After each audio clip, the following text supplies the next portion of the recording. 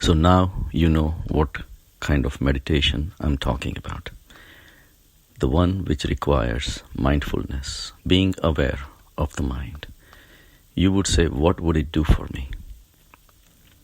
A lot. And why should I do meditation? How would it change my life?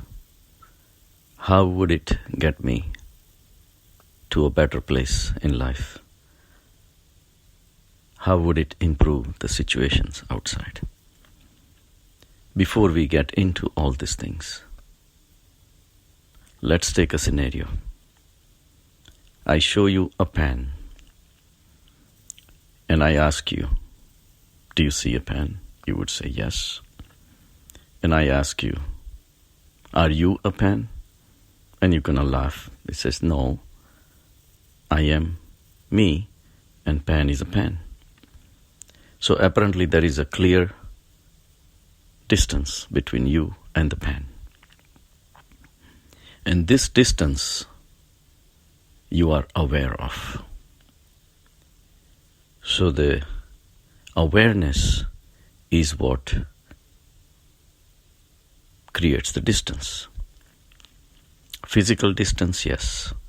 But supposing you were looking at the same pen in a comatose condition, you would not be able to respond because you don't have any awareness.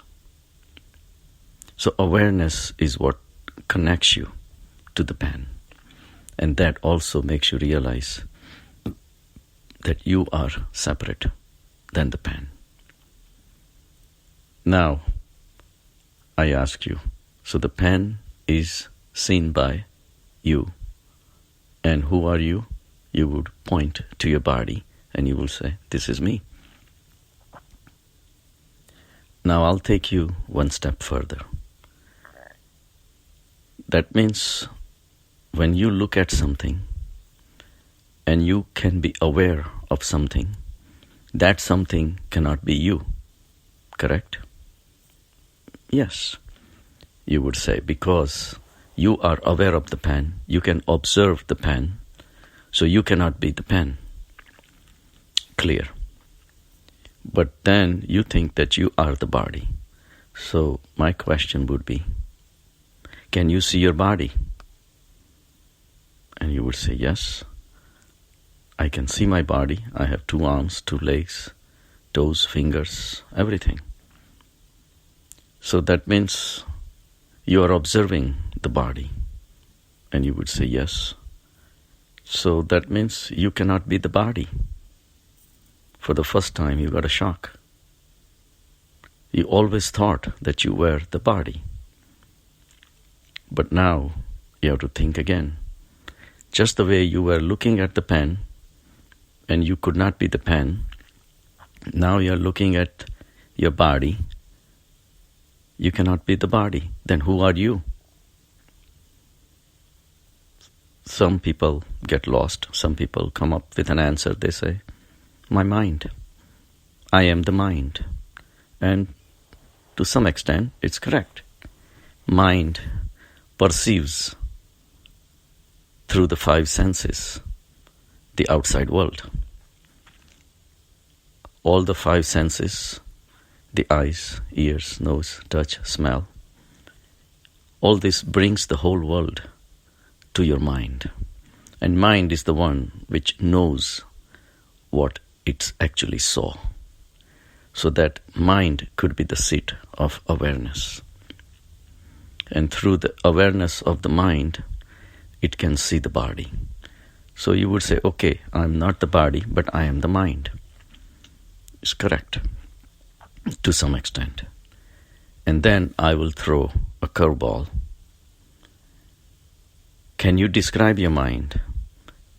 You can always say, yes, I was sad in the morning, angry in the afternoon, very happy when I met my friends in the evening, and I was sad again in the evening, at night, whatever.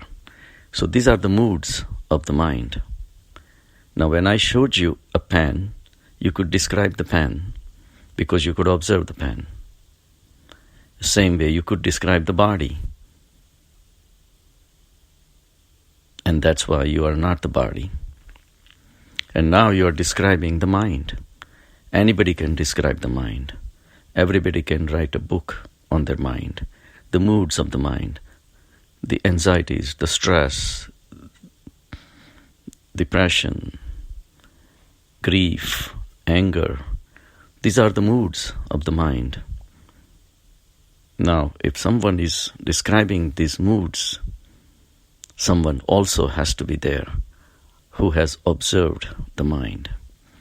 Now, mind is not a physical structure like the body or the pen. It's a very subtle structure. Everybody knows the mind exists, but we don't know exactly where it is. But everybody has a mind, that's for sure. And everybody can describe the mind. And then comes my million dollar question.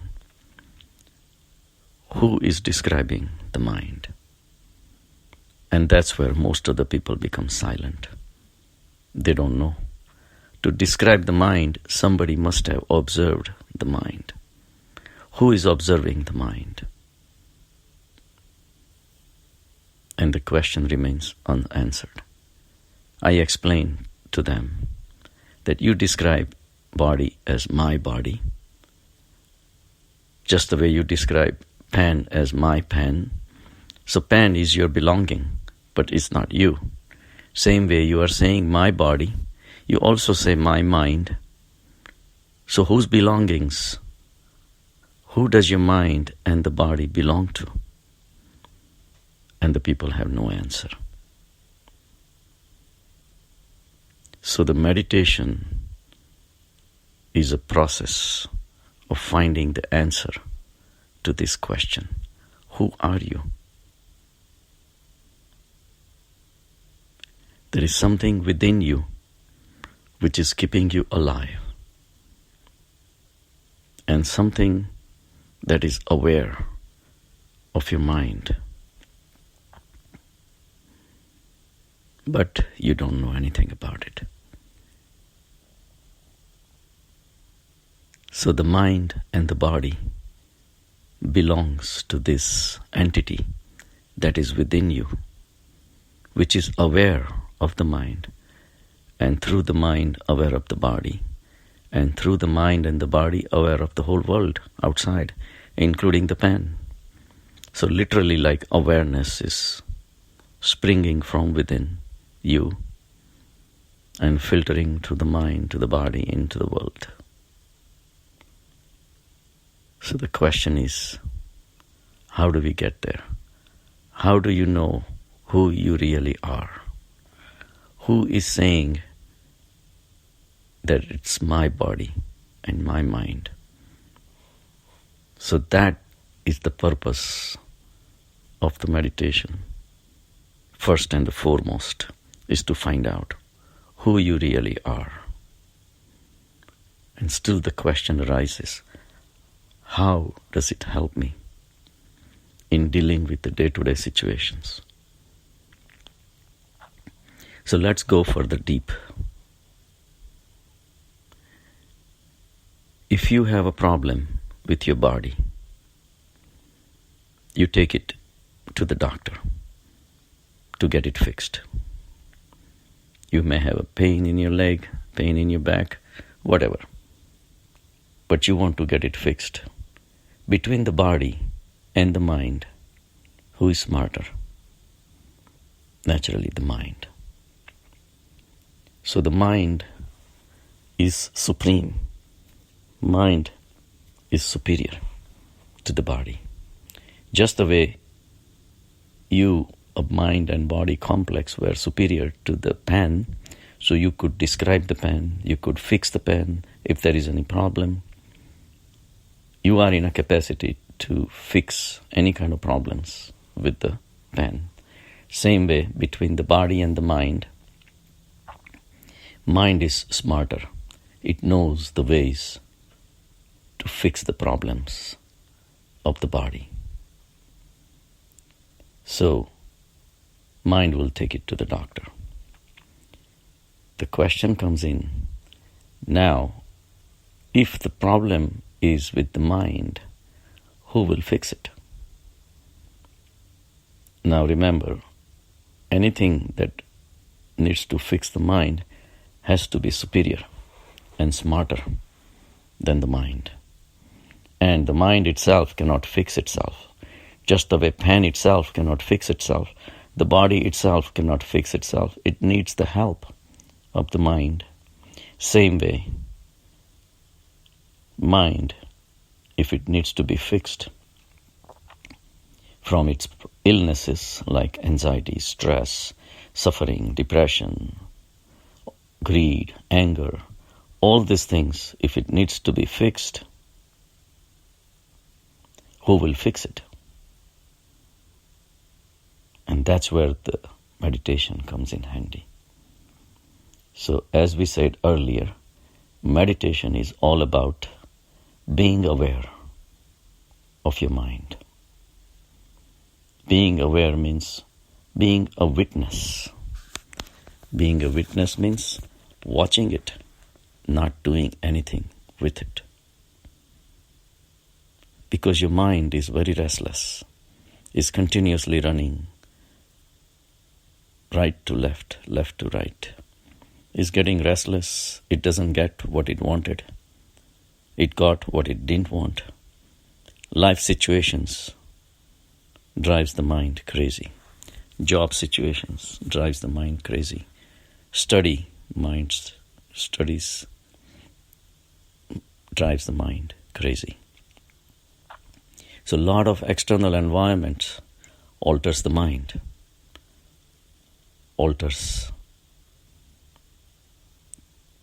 the stability, alters the peace within your mind. So now, if you want to fix it, you have to take a help of something higher than the mind. The bridge of awareness that was connecting you to the pen already decided who was superior. So the awareness separated your body and the pen. And it clearly showed that you were smarter than the pen. Same way, mind was aware of your body, and it clearly proved that mind was superior to the body. So the technique we have to use in meditation is to be aware of the mind itself. Now, we don't know at this point what is going to happen because we have never traveled beyond this mind. We have always lived in our mind. We have been passing our whole life utilizing the mind. Whenever we want something, mind will think of something, take the body there and get whatever you wanted. Whether you wanted to drink, whether you wanted to smoke, whether you wanted to eat, whether you were thirsty, wanted to drink water. All these actions were performed by the body, but controlled by the mind, because mind was smarter. So now, we need to find something that is higher than the mind, more smarter than the mind, but we don't know anything about it. So by being a witness of the mind, by being aware of the mind, we have to realize that awareness establishes a higher entity which is within you, which meditation will discover it for you. And ultimately will fix the problems of your mind, will fix the stress of your mind, will fix the restlessness of your mind. And the technique you have to do is just be a witness of the mind. So just by witnessing the mind, you will be reaching into a higher zone. And by distancing yourself from the mind, the restlessness of the mind will start slowing down. Restless mind is just like you take your niece to a mall and your niece wants to eat a candy, and you, being a responsible aunt, you don't want to give the candy to the niece, so you refuse. But the niece is stubborn. She's throwing temper tantrums on the ground in front of thousands of people around, and some of them actually know you. But niece doesn't care. She's screaming loud, throwing temper tantrums. What would you do? One option you have is to give her whatever she wanted. But next day she's going to ask for something more expensive, bigger, and something else that you would not want to buy for her also. So that option is not a good option. Second option is to shout back at her. If she's shouting, you shout louder. But you're wasting your lot of energy doing this. And also it doesn't look good, as a lot of people are watching. A lot of people already know you. And they would say, a 5-year-old kid shouts is one thing, but you are more mature. Why would you want to do that? So that's not a good option either. And it also utilizes a lot of your resources. It aggravates you. You lose your temper. And it's not worth it. So what is the third option? Third option is to fold your arms and just watch. Just watch what happens to your niece.